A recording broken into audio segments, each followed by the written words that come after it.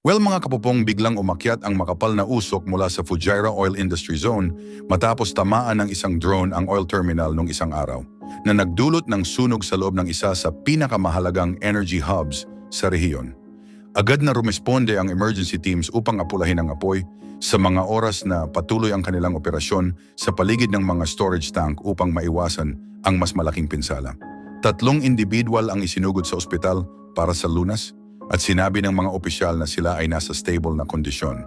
Wala nang iba pang naitalang malubhang naapektuhan sa insidente, ngunit ang pangyayari ay nagdulot ng matinding pag-aalala sa mga tao sa mundo dahil sa kahalagahan ng pasilidad sa Global Energy Network. Ang oil terminal na ito mga kapupong na pinamamahalaan ng Vitol Group at Abu Dhabi National Oil Company ay isang mahalagang bahagi ng supply chain ng oil.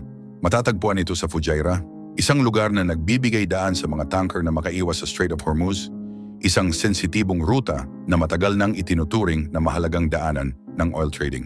Sinabi ng United Arab Emirates na ang drone ay nagmula sa Iran at may ilang projectiles din na naharang ng kanilang defense systems bago pa man makarating sa target. May isa umanong bumagsak sa dagat ng walang naitalang pinsala. Ang insidenteng ito ay naganap sa kabila ng isang kasunduan na naglalayong mapanatili ang katahimikan sa rehiyon, kaya't muling umigting ang tensyon at pangamba sa posibleng pagtaas ng sigalot. Sa kabila ng sitwasyon mga kapupong na natiling operational ang kabuang port, nagpatuloy ang galaw ng mga barko at ang bunkering operations ay pansamantalang nahinto ngunit agad ding naibalik kinabukasan. Ito ay nagbigay ng kaunting ginhawa sa global markets na nakaasa sa tuloy-tuloy na supply ng energy.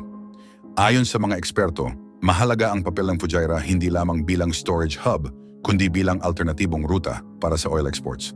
Sa pamamagitan ng pipeline connections mula sa inland fields na ipapadala ang oil diretso sa baybayin nang hindi dumadaan sa mas delikadong bahagi ng rehiyon. Dahil dito, anumang aberya sa lugar ay may potensyal na makaapekto sa global trading at presyo. Sa mga nakaraang buwan mga kapupong, may mga kahalintulad ng insidente sa mga kalapit na karagatan na nagpapakita ng pagtaas ng tensyon. Bagamat mabilis na naaayos ang mga ganitong sitwasyon, nananatiling hamon ang seguridad ng mga kritikal na infrastruktura, lalo na sa panahon na patuloy ang pagbabago ng teknolohiya. Sinabi ng ilang eksperto na ang paggamit ng drone sa ganitong uri ng insidente ay nagpapakita kung gaano kabilis nagbabago ang mga banta sa modernong panahon. Ang kakayahan nitong maabot ang high-value targets ay naglalagay ng pressure sa mga bansa upang palakasin ang kanilang depensa. Sa mga oras na kumakalat ang mga video at larawan sa social media, hinikayat ng mga autoridad ang publiko na maging maingat at umasa lamang sa opisyal na impormasyon. Ayon sa kanila, mahalaga ang tamang datos upang maiwasan ang kalituhan at hindi kinakailangang pangamba.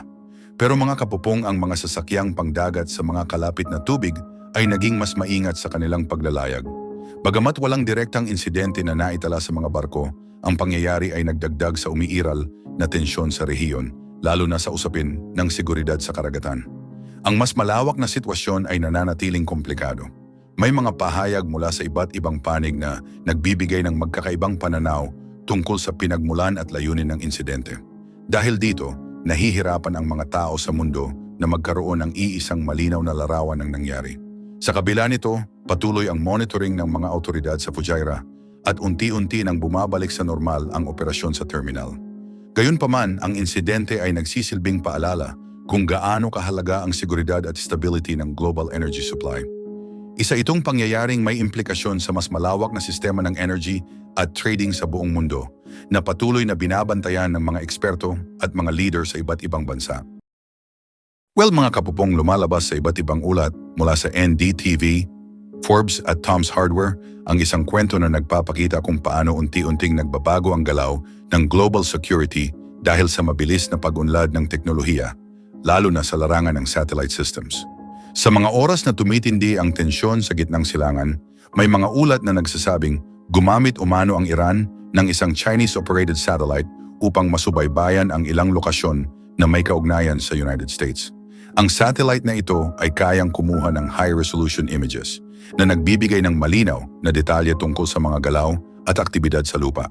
Dahil dito nagkakaroon ng mas malalim na pagtingin ang sinumang may access sa ganitong uri ng datos. Sinabi sa ulat ng NDTV, mga kapupong na may kakayahan ng Iran na obserbahan ang ilang pasilidad sa rehiyon gamit ang nasabing teknolohiya. Ang satellite raw ay bahagi ng mas malawak na network na may koneksyon sa China, kung saan patuloy ang pagkuha at pagproseso ng impormasyon. Sa ganitong paraan, nagiging mas organisado ang pagbuo ng mga plano batay sa real-time data. Samantala, ayon sa Tom's Hardware, may indikasyon na hindi sariling satellite ang ginamit, kundi access sa isang satellite na nasa orbit na. Kasama umano sa kasunduan ng suporta mula sa ground control facility sa China na siyang tumutulong sa operasyon at maintenance nito. Ibig sabihin, hindi lamang simpleng paggamit ang nagaganap, kundi isang tuloy-tuloy na sistema ng data gathering. Ang ganitong setup, mga kapopong, ay nagpapakita ng isang praktikal na diskarte. Sa halip na gumastos ng malaki para sa sariling satellite program, mas pinipili ng ilang bansa ang makipagtulungan upang agad makakuha ng advanced na kakayahan. Sa kasalukuyang panahon, mas nagiging bukas ang ganitong uri ng arrangement dahil sa pagdami ng mga bansang may kakayahan sa space technology. Pero mga kapupong, hindi ito kinumpirma ng China. Sa ulat ng Forbes, sinabi ng kanilang mga opisyal na ang kanilang space activities ay para sa mapayapang layunin at commercial use lamang. Iginiit nila na wala silang kinalaman sa anumang paggamit ng satellite para sa sensitibong obserbasyon. Ang ganitong pahayag ay mahalaga upang mapanatili ang kanilang imahe bilang isang responsableng leader sa larangan ng teknolohiya. Sa kabila nito, sinabi ng ilang eksperto na mahirap nang paghiwalayin ang civilian at security use ng satellites sa ngayon. Maraming sistema ang tinatawag na dual use, kung saan pwedeng gamitin sa iba't ibang paraan depende sa sitwasyon.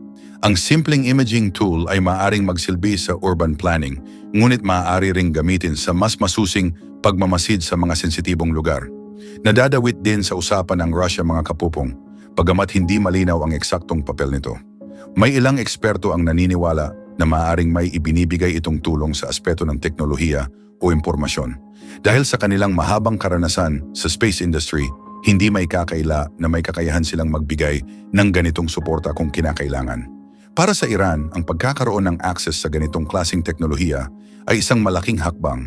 Nagbibigay ito ng mas malinaw na larawan ng sitwasyon sa kanilang paligid na mahalaga sa paggawa ng mga desisyon. Sa tulong ng real-time data, mas nagiging handa ang isang bansa sa pagharap sa iba't ibang hamon. Anyway, mga kapopong, makikita ang pagtaas ng paggamit ng satellites at iba pang surveillance tools sa Asia at sa gitnang silangan. Dahil dito, mas nagiging komplikado ang sitwasyon, lalo na't mas maraming impormasyon ang nagiging available sa iba't ibang panig. Para naman sa United States, ang ganitong development ay nagpapakita ng bagong hamon.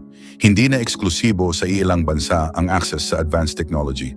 Sa pagdami ng commercial satellite services, mas nagiging accessible ito kahit sa mga bansang wala pang sariling malawak na space program.